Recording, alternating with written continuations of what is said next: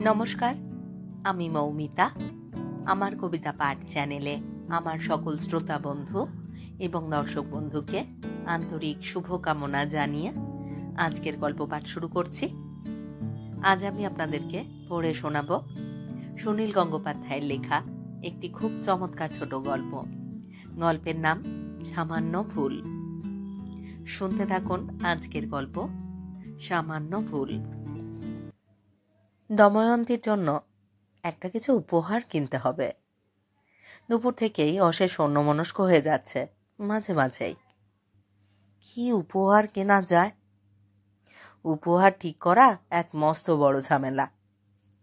শাড়ি গয়না উপহার দেওয়াটা যেন কিরকম বোকা বোকা ব্যাপার। দময়ন্তী তার নেবেও না বোধ হয়, বরং খুব অবাক হয়ে যাবে, কিংবা আহত হতে পারে মনে মনে। সেদিকটায় খুব সাবধান থাকতে হবে। উপহারটাকে কিছুতেই যেন বিনিময় মনে না হয়।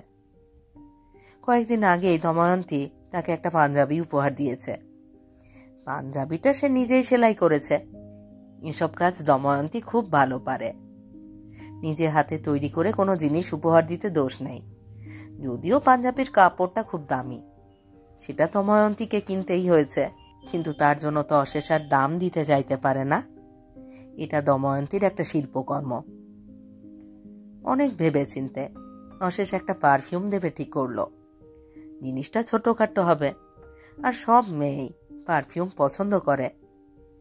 দময়ন্তীর অবশ্য সাজ পোশাকের দিকে তেমন মন নেই।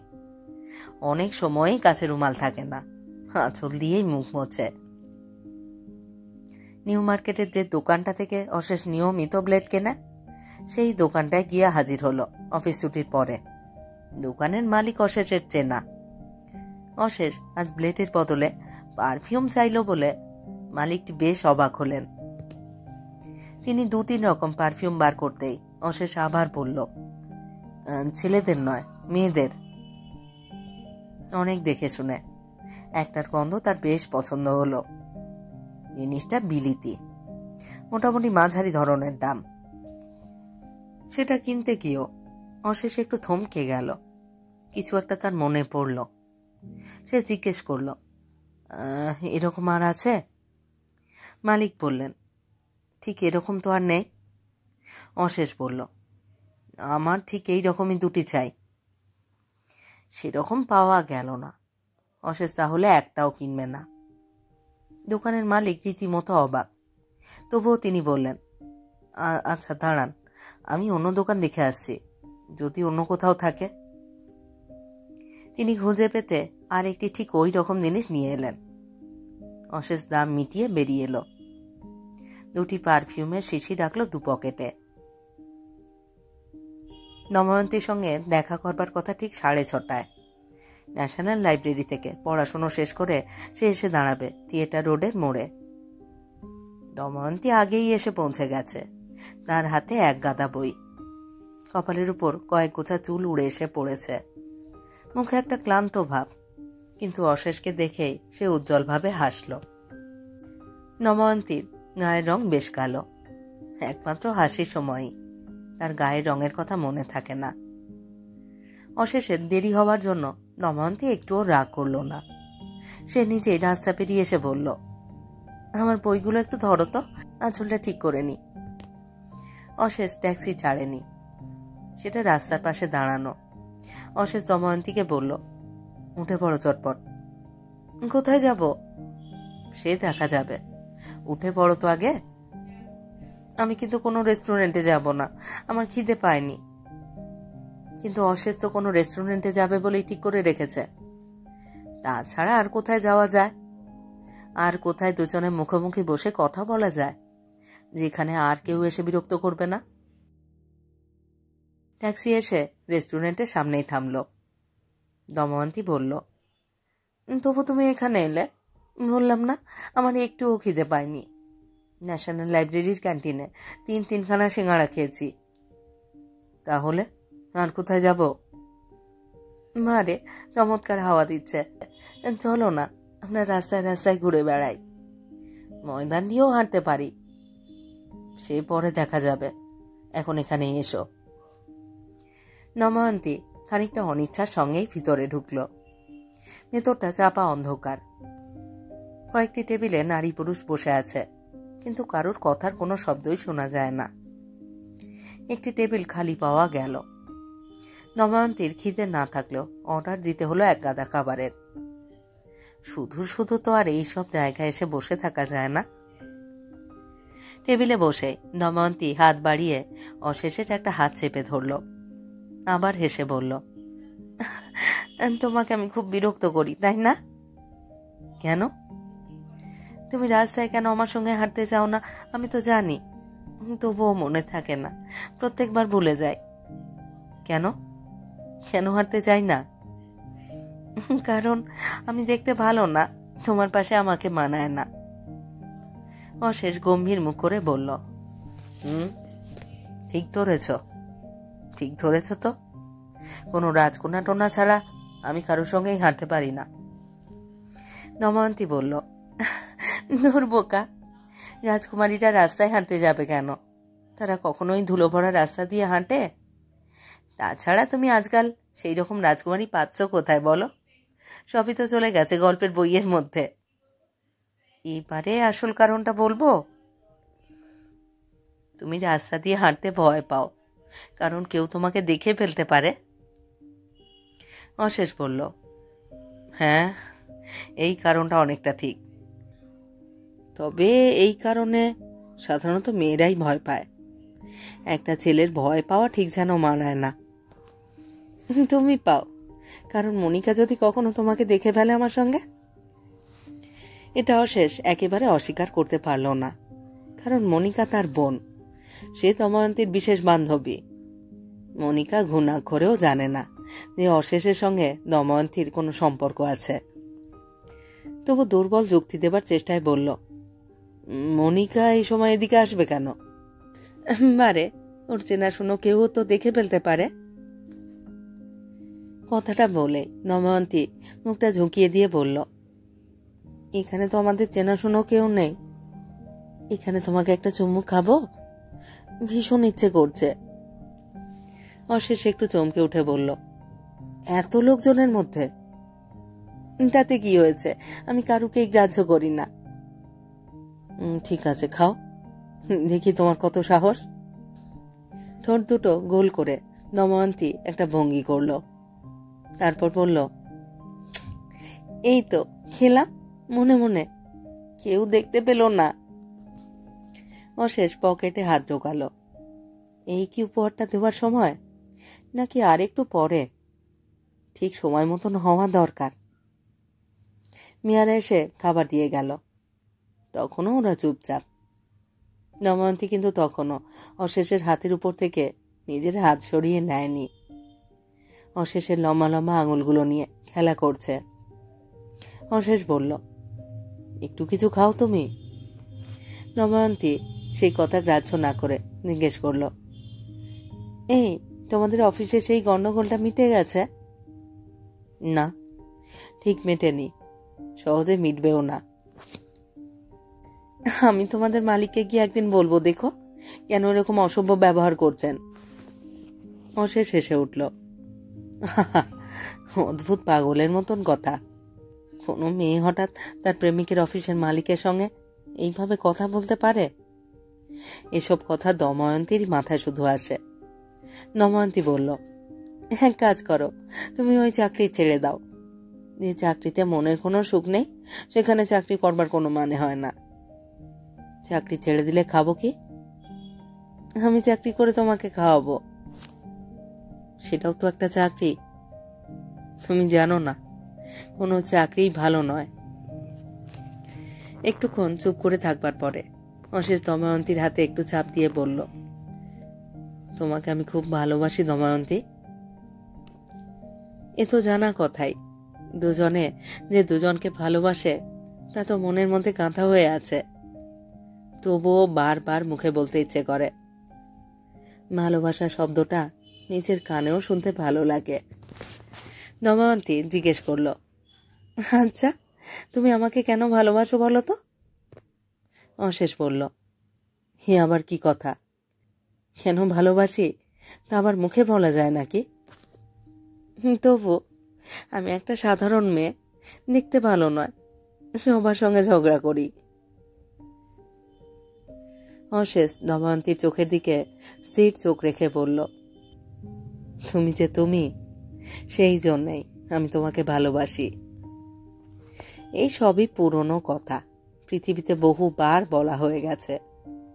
তবু সেই প্রায়ান্ধকার রেস্টুরেন্টে টেবিলের দুপাশে মুখোমুখি বসে দুজনে খানিকটা ঝুঁকে এসে যখন এই কথা বলে, তখন ওদের চোখে চোখে একটা আলাদা জগৎ তৈরি হয়ে যায়। ওদের রক্তে তখন তরঙ্গ ওঠে। সেই মুহূর্তে ওরা দারুণ সুখী।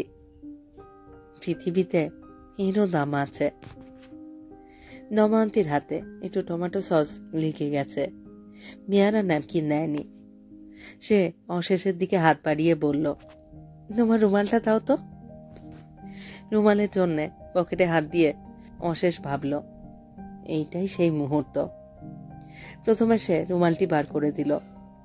দময়ন্তীর হাত ও মুখ মোছা হয়ে যাবার পরে সে ছোট কাগজের বাক্সটা বার করল। লাজুকভাবে বলল, তোমার জন্য একটা জিনিস আছে, তোমার জন্য একটা জিনিস এনেছি। দময়ন্তী বেশ অবাক। সেটা নিতে নিতে জিজ্ঞেস করল, এটা কি? সেন্ট? কোথায় পেলে? ও মা, এ তো দারুণ দামি জিনিস। অশেষের মাথায় ঝট করে একটা মিথ্যে কথা এসে গেল। তার এক বন্ধু জাহাজে কাজ করে। সে তো বলতেই পারে যে তার বন্ধু জাহাজ থেকে এনে দিয়েছে, তাহলে ব্যাপারটা খুব সহজ দেখায়। কিন্তু কথাটা বলতে গিয়েও অশেষ থেমে গেল।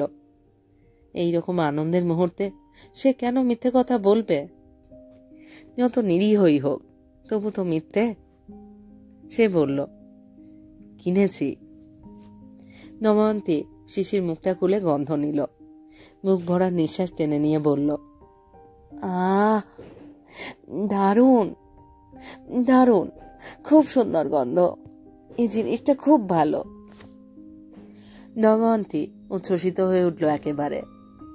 দময়ন্তী ছটপটে স্বভাবের মেয়ে। মনের আনন্দ সে চেপে রাখতে পারে না। তার সারা শরীর দিয়ে আনন্দ ফেটে বেরোয়। এই আনন্দটুকু দেখতে খুব ভালো লাগে অশেষের। মা হাতের কবজিতে খানিকটা পারফিউম লাগিয়ে বারবার শুঁকতে লাগলো দময়ন্তী। তারপর জিজ্ঞেস করল, এই, তুমি এটা কবে কিনলে? আজ? হ্যাঁ, কেন?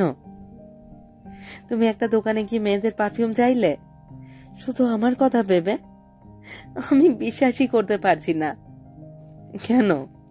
আমি একটা আধটা ছোটখাটো জিনিস কিনতে পারি না বুঝি?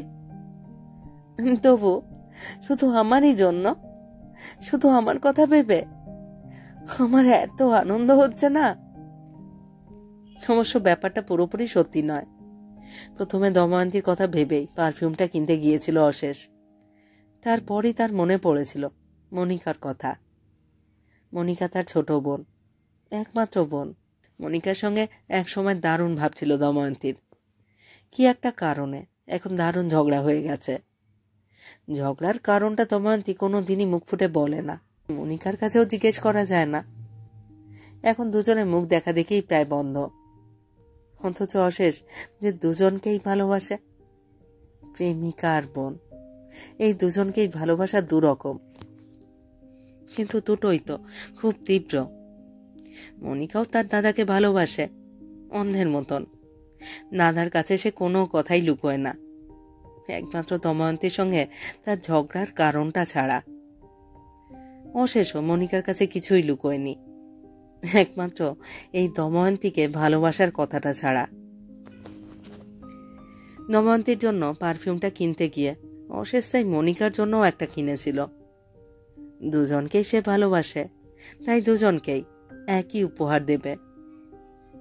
মনিকার দময়ন্তীর মধ্যে ভাব থাকলে এই কথাটা দময়ন্তীকে এক্ষুনি বলে দিত অশেষ।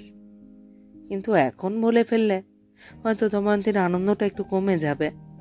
তবে অশেষের ধারণা মেয়েলি ঝগড়া বেশি দিন টেকে না। আবার হঠাৎ মনিকার সঙ্গে দময়ন্তীর একদিন ভাব ঠিকই হয়ে যাবে। এর মধ্যে তার মাথা গলিয়ে লাভ নেই, কিছুটা সময় বরং কেটে যাক।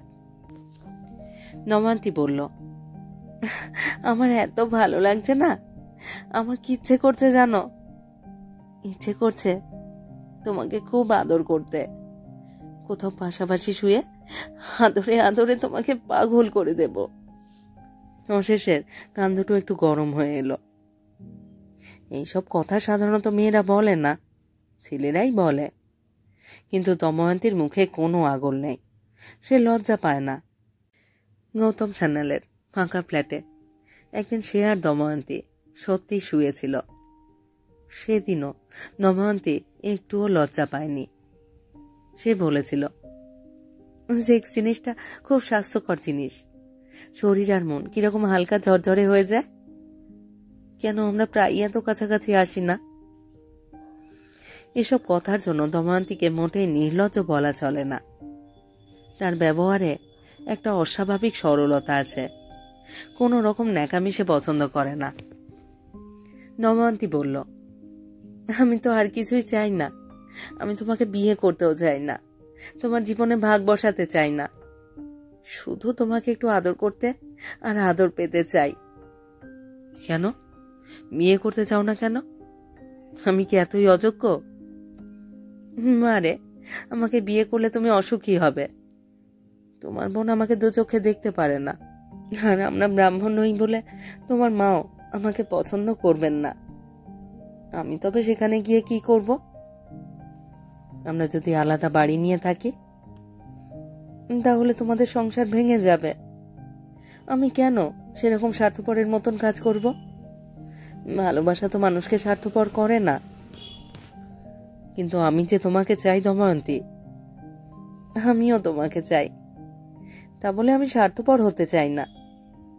আমি জানি তুমি আলাদা হয়ে থাকতে পারবে না, কেউ কেউ পারে, সবাই পারে না। তোমার মা বাবা ভাই বোনকে ছেড়ে তুমি থাকতে কষ্ট পাবে মনে মনে। সেই জন্যই তো বললাম আমি কিছুই চাই না, শুধু আমাকে একটু ভালোবাসতে দেবে তো। শেষ আর কিছু বলল না। এখন আর কথা বাড়িয়ে লাভ নেই। মনিকার সঙ্গে দময়ন্তীর ঝগড়া একদিন না একদিন মিটেই যাবে। বন্ধুতে বন্ধুতে ওরকম ঝগড়া হয়ই, আমার ভাবও হয়ে যায় গলায় গলায়, তখন সব ঠিক হয়ে যাবে। মিল মিটিয়ে অশেষ উঠে পড়ল। গৌতম সান্যালের ফ্ল্যাটে আর যাওয়া যাবে না, তার মা বোনেরা এসে গেছে বেনারস থেকে। তবে তবে এখন কোথায় যাওয়া যায়? অশেষ নিজেও দারুণ ছটফটানি অনুভব করছে। হাঁটতে হাঁটতে ওরা কখন যেন গঙ্গার ধারে চলে এলো, কখন এক পশলা বৃষ্টি হয়ে গেছে। তাই এই জায়গাটা এখন বেশ ফাঁকা, গাছের তলায় নির্জন বেঞ্চ পাওয়া যায়। এখানে কেউ ওদের দেখছে না। দময়ন্তী অশেষের শার্টের বোতাম খুলে সেখানে হাত বুলোয়, তারপর একবার সেখানে তার মুখ রাখে।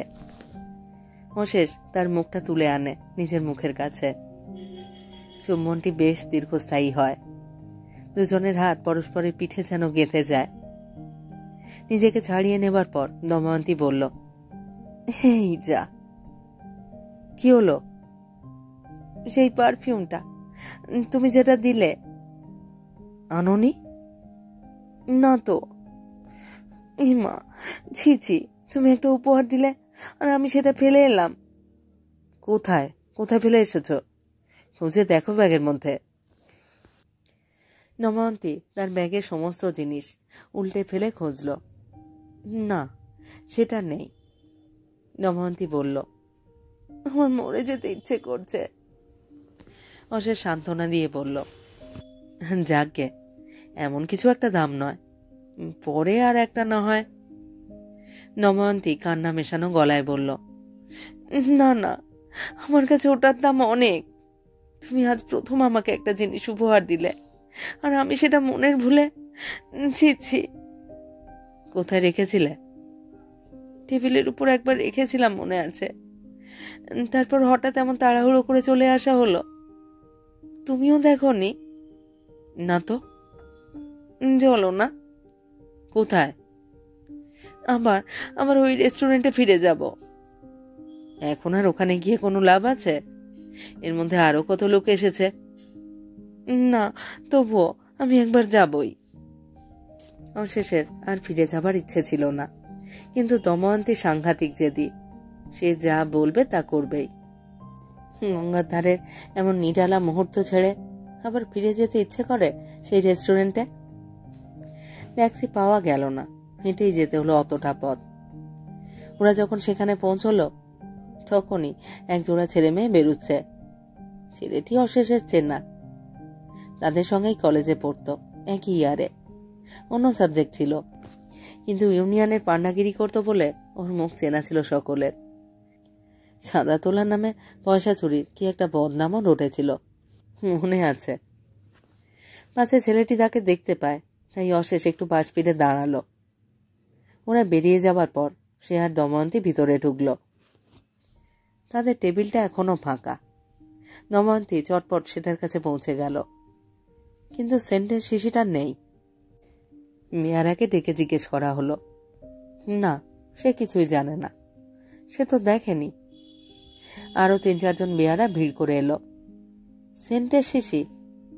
না, কেউ দেখেনি। এই টেবিলে আর কেউ বসেছিল? হ্যাঁ, এক ভদ্রলোক আর এক ভদ্রমহিলা বসেছিল। এই তো এইমাত্র বেরিয়ে গেল, 1 মিনিটও হয়নি। তাহলে ওরাই নিয়েছে। ছেলেটি চুরির বদনাম ছিল, কি একটা দামি সেন্টের শিশি দেখলে ছাড়বে? নিশ্চয়ই ওটা দেখেই টপ করে পকেটে ভরে নিয়েছে মেয়েটির অজান্তে। তারপরে কোনো এক সময় ওটাই মেয়েটাকে উপহার দিয়ে চাল মারবে, বিনা পয়সার উপহার। দময়ন্তী আর অশেষ চোখে চোখে তাকালো। তা বলে অশেষ তো আর এক্ষুনি ছুটে গিয়ে ছেলেটিকে চ্যালেঞ্জ করতে পারে না। হঠাৎ দৌড়ে গিয়ে তো আর বলা যায় না আপনার পকেট সার্চ করব, দেখি একটা সেন্টের শিশি আছে কিনা। দময়ন্তীর চোখে প্রায় জল এসে গেছে। অশেষ তার হাত ধরে বলল, চলো। বাইরে বেরিয়ে এসে দময়ন্তী বলল, ভালো লাগছে না, আমার আর একদম ভালো লাগছে না। তুমি মনে করে, আমার কথা মনে করে শুধু আমার জন্য আজ একটা জিনিস কিনলে, আর সেটাই আমি। ওরকম একটা সেন্ট তো আবার কালই কিনে দেওয়া যায়, কিন্তু দময়ন্তী সেই কথা বুঝবে না। ওর কাছে একটা জিনিসের শুধু দামেই তার মূল্য নয়, কোন সময় কখন দেওয়া হলো সেটাই আসল কথা। পকেট থেকে সিগারেট বার করতে গিয়ে অশেষের হাতে একটা প্যাকেট ঠক করে লাগলো। সে চমকে উঠে দময়ন্তীর দিকে তাকালো। দময়ন্তী কিছু টের পায়নি তো, সেও তো কম নির্বোধ নয়। দ্বিতীয় শিশিটার কথা সে তো ভুলেই গিয়েছিল এতক্ষণ। এটাই তো দময়ন্তীকে দিয়ে দিলেই হয়, মনিকাকে কাল একটা কিনে দিলেই হবে। দময়ন্তীর আজকের আনন্দটা নষ্ট করবার কোনো মানে হয় না। ইস, গঙ্গার ধারে যে কেন কথাটা মনে পড়েনি, তাহলে আর এত দূরে আসতে হতো না। সে মিষ্টি হেসে বলল, তোমার যা ভুলো মন, মাঝে মাঝে তোমার শাস্তি পাওয়াই উচিত। দময়ন্তী বলল, আমার মরে যেতে ইচ্ছে করছে। থাক, আর মরতে হবে না। পকেট থেকে দ্বিতীয় শিশিটা বার করে বলল, এটা কি? দময়ন্তী স্তম্ভিত হয়ে গেল। নিজের চোখে বিশ্বাস করতে পারছে না সে। জিনিসটার আশা একদম ছেড়ে দিয়েছিল। তুমি তুমি এটা লুকিয়ে রেখেছিলে? লুকিয়ে রাখবো কেন? তুমি ভুল করে টেবিলে ফেলে যাচ্ছিলে, তাই দেখে আমি পকেটে ভরে নিলাম। তুমি কি অসভ্য, এতক্ষণ সে কথা বলনি। শুধু শুধু আমাকে। বললাম না তোমার শাস্তি পাওয়া দরকার? তাছাড়া আমি একটা সামান্য জিনিস উপহার দিয়েছি, সেটার জন্য যে তোমার এতটা আগ্রহ, সেটা দেখতেও আমার খুব ভালো লাগছিল। ঠিক এই সময় সাদা কোট পরা একজন লোক হন্তদন্ত হয়ে এগিয়ে এলো ওদের দিকে। লোকটি এখানকার স্টিওয়ার্ড। সে বলল, স্যার, আপনারা কি এক শিশি পারফিউম ফেলে গিয়েছিলেন? বিহারারা মেরে দিতে পারে বলে সেটা আমার কাছে রেখেছিলাম। ওরা আমাকে এইমাত্র বলল আপনারা খোঁজ করছেন। লোকটা কোটের পকেট থেকে শিশিটা বার করে অশেষের হাতে দিয়ে আবার চলে গেল। দময়ন্তী বিহ্বল ভাবে তাকালো অশেষের দিকে। অশেষ আর কি বলবে, সব কথা এখন বুঝিয়ে বলা যাবে না, তাই সে চালাক সাধবার চেষ্টা করলো। ম্যাজিকের চোটে আমি একটা শিশিকে দুটো বানিয়ে ফেললাম। দেখলে তো আমার ক্ষমতা। দময়ন্তী হাসল না, তার মুখখানা ম্লান হয়ে গেছে। তার অপার সরলতা দিয়েও এই রহস্যের মর্ম বুঝতে পারল না সে। শেষ হলো আজকের গল্প, সুনীল গঙ্গোপাধ্যায়ের লেখা গল্প সামান্য ভুল। কেমন লাগলো আজকের গল্পটি, কেমন লাগলো আমার পাঠ এবং পরিবেশনা, তা অবশ্যই কমেন্ট বক্সে আমাকে লিখে জানান। আপনাদের মতামত জানবার অপেক্ষায় রইলাম। আমার কবিতা পাঠ চ্যানেলে যারা নিয়মিত আমার পুরো গল্প পাঠ শুনছেন এবং নিয়মিত কমেন্ট করে আমাকে উৎসাহিত করছেন, তাদের জানাই আমার আন্তরিক ধন্যবাদ।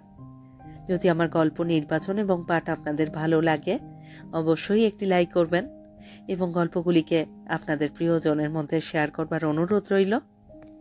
আর আপনারা যারা নতুন আসছেন, যারা এখনও আমার কবিতা পাঠ চ্যানেলটি সাবস্ক্রাইব করেননি, তাদের অনুরোধ সাবস্ক্রাইব করে সাথে থাকার। সুনীল গঙ্গোপাধ্যায়ের আরও অনেক সুন্দর সুন্দর গল্প আমি আমার চ্যানেলে পড়েছি। যদি না শোনা হয়ে থাকে অবশ্যই শুনে দেখবেন। শুনলে কিন্তু মতামত জানাতে ভুলবেন না। সবাই খুব খুব ভালো থাকুন আর থাকুন পরের গল্পের অপেক্ষায়।